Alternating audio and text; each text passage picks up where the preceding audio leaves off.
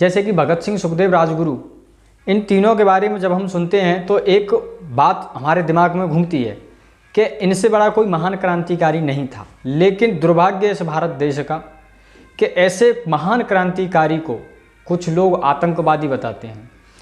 अगर भगत सिंह चाहते तो वो भी आराम की ज़िंदगी जी सकते थे, ऐसो आराम की ज़िंदगी जी सकते थे।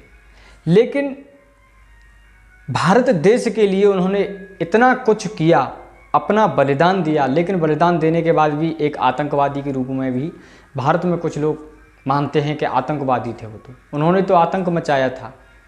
लेकिन जिस समय पर सन 1928 को लाहौर के अंदर एक ब्रिटिश जूनियर अधिकारी था जिसकी हत्या करने पर तीनों को तत्कालीन भारत का जो वायसराय था जॉन इरविन, उसने क्या किया था कि कोर्ट में मुकदमा दायर किया और उन्हें तीनों को फांसी की सज़ा सुनाई। और फांसी की सज़ा सुनाने के लिए उनकी एक डेट निश्चित हुई, वो सभी जानते हैं। लेकिन जिस समय पर भारत देश में से अंग्रेज जा रहे थे और उन्होंने कहा कि हम भारत को छोड़ करके अब चले जाएंगे, क्योंकि भारत के अंदर बहुत ज़्यादा क्रांति फैली हुई थी और बहुत ज़्यादा विरोध प्रदर्शन फैला हुआ था भारत के अंदर अंग्रेज़ों के खिलाफ। तो अंग्रेज़ों ने सोचा कि हमें जाने के बाद महात्मा गांधी और जवाहरलाल नेहरू, ये दोनों भगत सिंह, सुखदेव और राजगुरु, इन तीनों की फांसी की रिहाई मांगेंगे कि रिहाई मिल जाए इन्हें तो हम इन तीनों को छोड़ करके चले जाएंगे, इन्हें फांसी देने की कोई ज़रूरत नहीं। लेकिन यहाँ पर उल्टा हुआ। अंग्रेज़ इस बात को अपनी डायरी में लिखते हैं और कहा है कि हमको ये इससे बड़ा कोई अचंभा नहीं हुआ कि जिन्होंने अपना परिवार नहीं देखा, सुख शांति नहीं देखी और भारत देश के लिए शहीद होने के लिए वो तत्पर हैं, उन्हें कोई ग्लानि नहीं है, उन्हें छुड़ाने के लिए इन दोनों में से एक बार भी पार्लियामेंट में या फिर हमारे सामने कोई प्रस्ताव नहीं रखा। इसका भी एक कारण था, क्योंकि भगत सिंह जी इतने टैलेंटेड थे कि उन्हें पहचानना बहुत ज़्यादा असंभव था।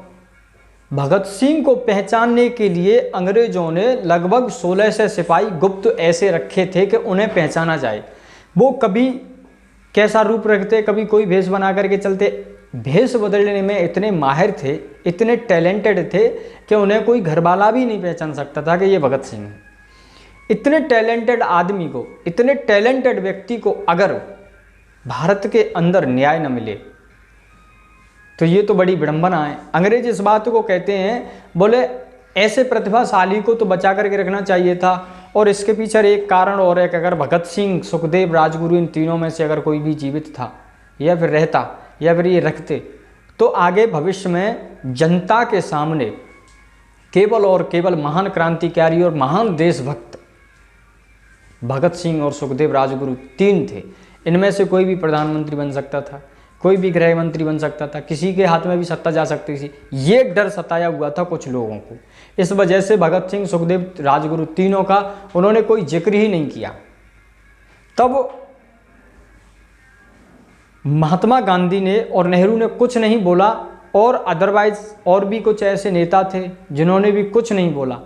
उसके बाद जब अंग्रेज़ों ने कहा जब इन्हें ही कोई परवाह नहीं है तो हमें क्या, दे दो फांसी, तो जो डेट निश्चित थी उससे एक दिन पहले ही उन्हें फांसी सज़ा देने के लिए ऐलान कर दिया।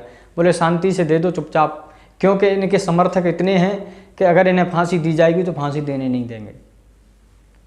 भारत के अंदर ऐसे बहुत ज़्यादा देशभक्त हैं और बहुत ज़्यादा देशभक्त पैदा हुए।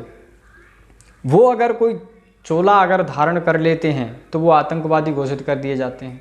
उनके ऊपर उल्टा और न जाने कौन कौन से कैसे कैसे देश विरोधी एजेंडे के खिलाफ एक महान षड्यंत्र करके उनके ऊपर केस थोप दिया जाता है।